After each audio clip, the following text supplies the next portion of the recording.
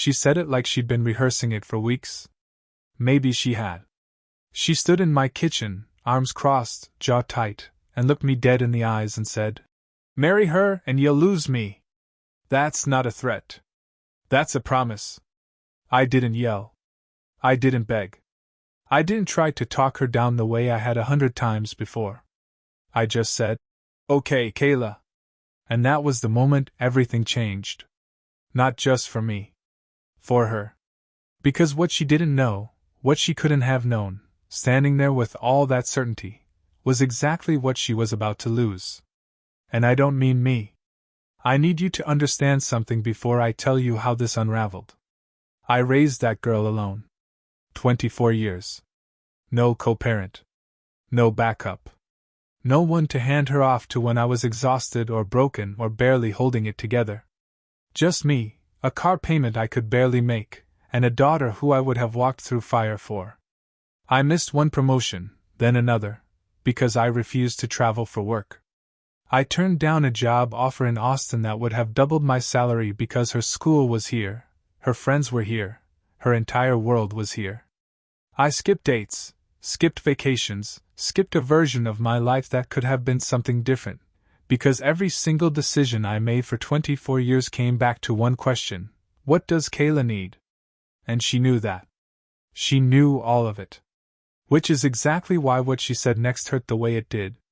She told me that Sandra, the woman I'd been seeing for almost 2 years, the woman who had never once been anything but patient and kind and respectful toward Kayla, was replacing her mother. That I was erasing the past. That if I actually went through with the engagement, she would cut contact. Done. Finished.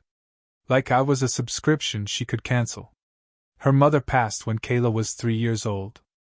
I won't pretend that grief isn't real or that it isn't complicated. But Sandra wasn't a replacement. Sandra was the first person in over 2 decades who made me feel like I was allowed to exist outside of being someone's father.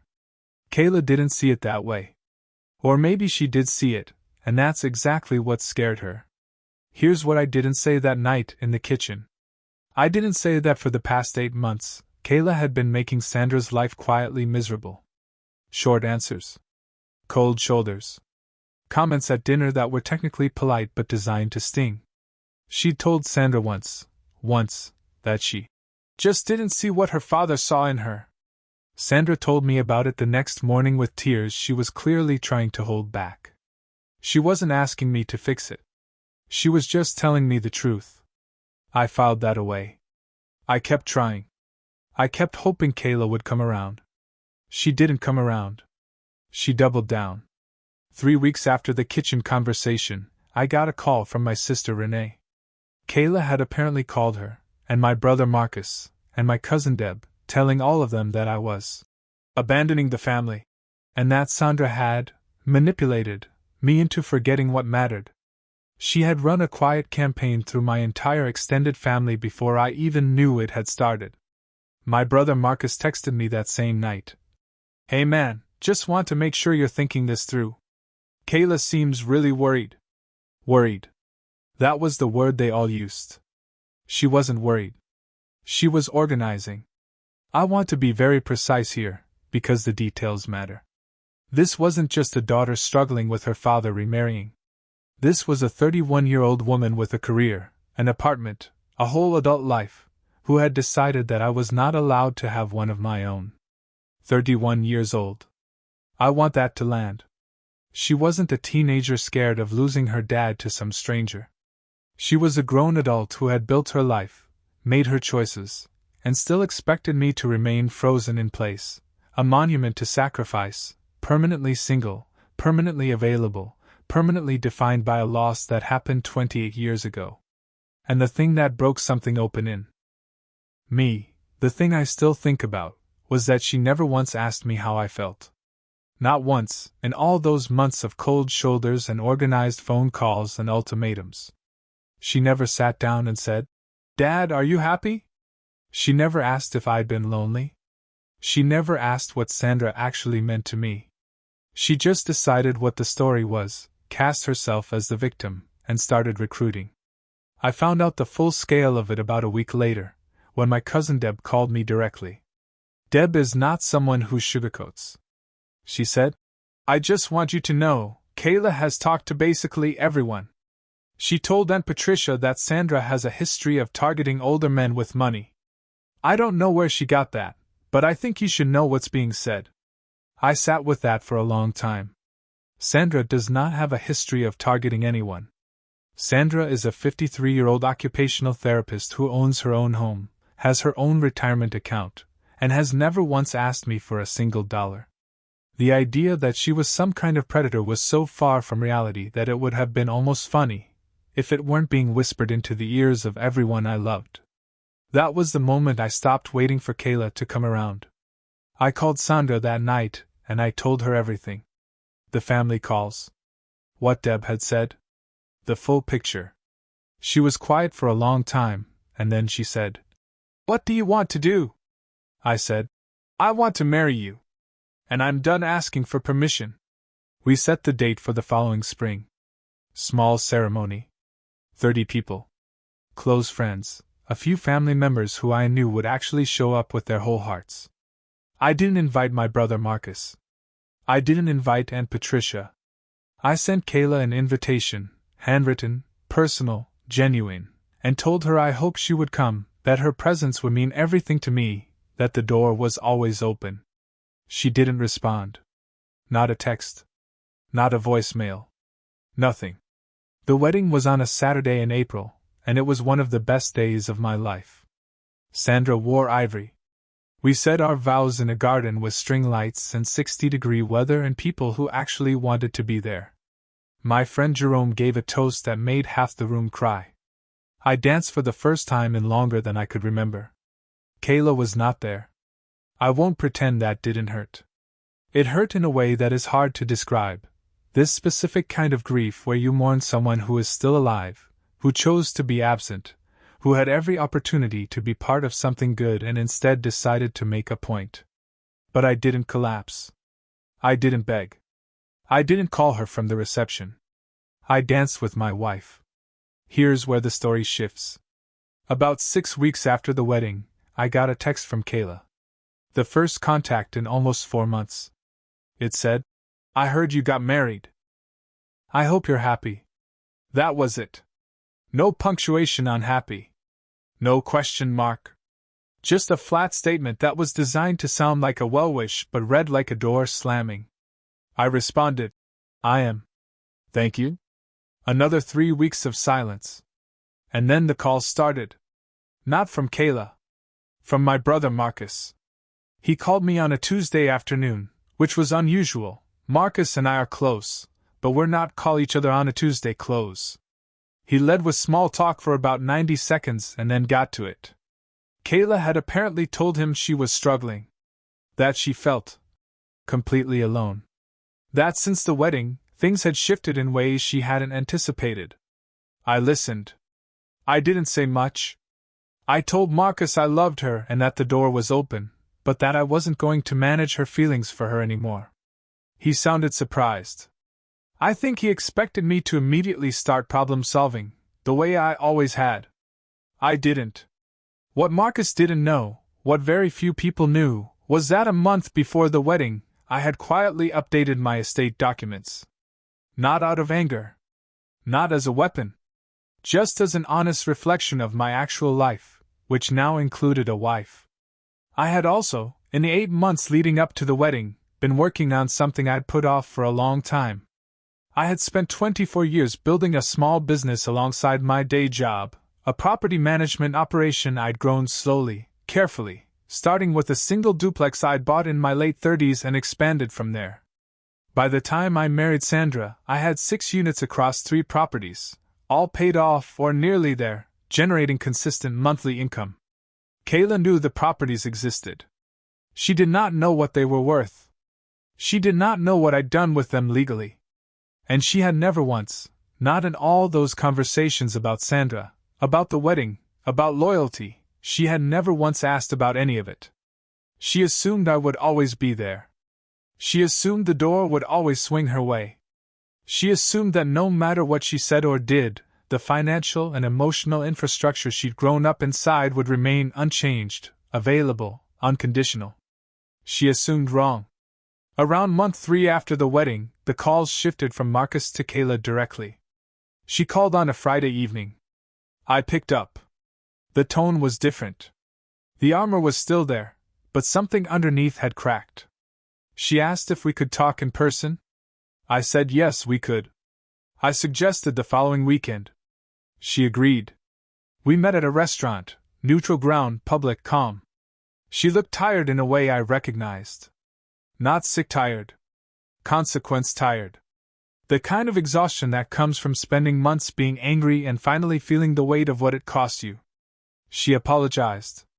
I want to be fair about this, she did apologize. She said she'd handled things badly. That she'd been scared. That she'd taken it out on Sandra in ways that weren't fair. That she regretted not coming to the wedding. I told her I appreciated that. I meant it. And then she said something that made the entire picture very clear. She said, I've been thinking about the future a lot lately. About the properties. About what things will look like. There it was. Not the first thing she said. But eventually, inevitably, the thing she was building toward. She had spent 8 months trying to remove Sandra from the picture. It hadn't worked. She'd boycotted the wedding. That hadn't worked either. And now, sitting across from me in a restaurant with an apology she clearly meant at least partially, she was also doing the math. I didn't show any of what I was thinking. I just asked her what she meant. She talked in circles for a few minutes, something about family legacy, something about her mother's memory, something about wanting to feel secure. I let her talk. Then I said very calmly, Kayla, Sandra is my wife. She's part of the family now. Whatever the future looks like, it includes her. The table got quiet. She nodded slowly, the way people nod when they're processing something they don't want to be true. We didn't talk about the properties again that night. We talked about other things. The conversation ended reasonably. She hugged me in the parking lot. It wasn't the old version of us, the version that existed before all of this. But it was something. Here's what I didn't tell her at dinner. 3 months before the wedding, I had met with my attorney and my financial advisor on the same day.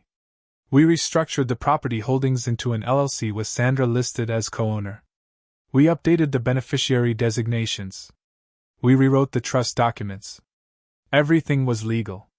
Everything was documented. Everything reflected the life I was actually living, not the one my daughter had decided I was supposed to stay frozen inside.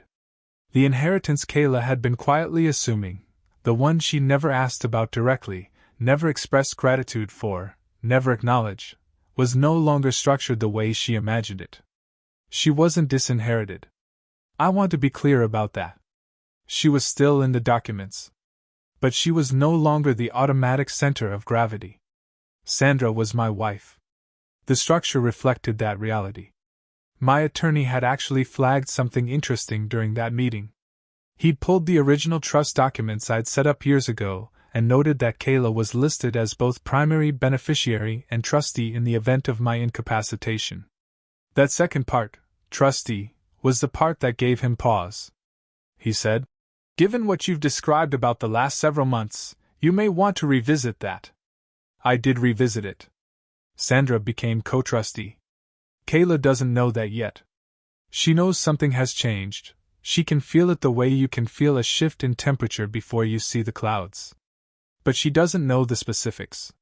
She started calling more regularly after that dinner. Every week or two.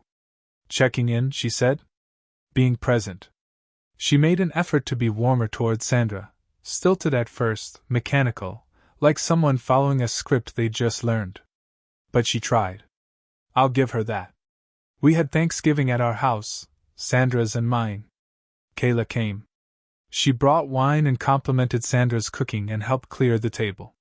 My friend Jerome was there, and he pulled me aside in the kitchen at one point and said quietly, Is that the same girl who tried to block the wedding? I just smiled. It wasn't a Hollywood reconciliation. It wasn't a tearful embrace with a swelling soundtrack. It was something quieter and more complicated than that. Two people who love each other trying to renegotiate a relationship after one of them tried to hold the other hostage and lost. But here's what I need you to understand about where we are now. The shift in Kayla is real, at least partly. I believe she does love me. I believe she was scared and acted from that fear in ways she's now embarrassed about. I believe the apology contains something genuine. I also believe she understands, even without knowing the specific legal details, that the dynamic has changed. That I am not the man who will quietly absorb whatever she dishes out and keep his world arranged around her comfort. She met a different version of me on the other side of that ultimatum, and that version doesn't negotiate with threats. She gave me a choice. Choose her or lose her. I chose myself. I chose Sandra. I chose the life I'd earned after 24 years of putting everything else first. And in doing that, I didn't lose Kayla. But I changed what she could reasonably expect from me, and that change, more than anything I could have said, was the thing that finally got through. There's something she said to me a few months ago, on a phone call, almost in passing. We'd been talking about something unrelated, a home repair issue she was dealing with, and she said, "I don't know. I guess I always thought you'd just always be there. Like unconditionally." I said, "I am here. But unconditional doesn't mean without consequence." She was quiet for a second and then said, "Yeah. I'm starting to understand that." I think about that sentence a lot. She is starting to understand it. Not all at once. Not with a single apology at a restaurant, or a Thanksgiving dinner where she complimented the green beans. But slowly, in the way adults actually learn things that matter, through the felt weight of choices and the slow recognition of what was almost permanently lost. There are things she still doesn't know. The full scope of the legal restructuring. The conversation with my attorney. The specifics of what the trust now looks like. She knows something shifted, because the math she was doing silently for years no longer seems to be adding up the way she expected. But she hasn't asked directly, and I haven't volunteered it. I'm not holding it as a weapon. I want to be clear about that. I'm not waiting to drop a document on a table like a plot twist. It simply reflects the truth of my life as it actually is, and she will know the full details when the time comes. What she already knows, what she lives with now, is that the ultimatum didn't work. She thought she was handing me an impossible choice. She thought the weight of 24 years of sacrifice, the guilt of her mother's absence, the fear of losing her would be enough to make me fold. She thought I would choose her over my own happiness, the way I had always chosen her over everything else. She thought that because for most of her life, it was true. She didn't see me coming. And I think, somewhere underneath all the corrections she's making, all the effort to rebuild what she damaged, I think she's still processing the fact that the man she issued that ultimatum to and the man she's having Thanksgiving dinner with are not quite the same person. That first man would have hesitated. Would have delayed. Would have had one more conversation, tried one more approach, given her one more chance to come around on her own terms. This man said okay, and meant it. I raised her alone for 24 years. I gave her everything I had. And the greatest gift I ever gave her, though she doesn't know it yet, not fully, wasn't the sacrifice. It wasn't the missed promotions or the foregone vacations or the 2 decades of putting her first. It was the moment I stopped. Because the moment I stopped, she finally had to start. And she is. Slowly. Imperfectly. But she is. Sandra and I will be married 3 years this April. We have a life that is genuinely good, quiet in the right ways, full in the ways that matter. We travel. We have people over for dinner. We sit on the back porch in the evenings and talk about things that have nothing to do with being useful to anyone. Kayla comes around. Not every week. But regularly enough. The relationship is different now, more honest somehow. Less assumption. Less entitlement wrapped in the language of love. She called me on my birthday this year, which she'd missed for the past 2 years. She said, "Happy birthday, Dad. I love you. I'm sorry it took me so long to get here." I said, "You're here now. That was enough. Not because I've forgotten what she said in that kitchen. Not because the ultimatum didn't cost both of us something real. But because I know who I am now in a way I didn't quite know before all of this started. I know what I'll accept and what I won't. I know what I built and who I built it with. I know that love, real love, the kind that lasts, is never a hostage situation. She gave me a choice. I made it. And I have never, not for one single day, wondered if I made the wrong one.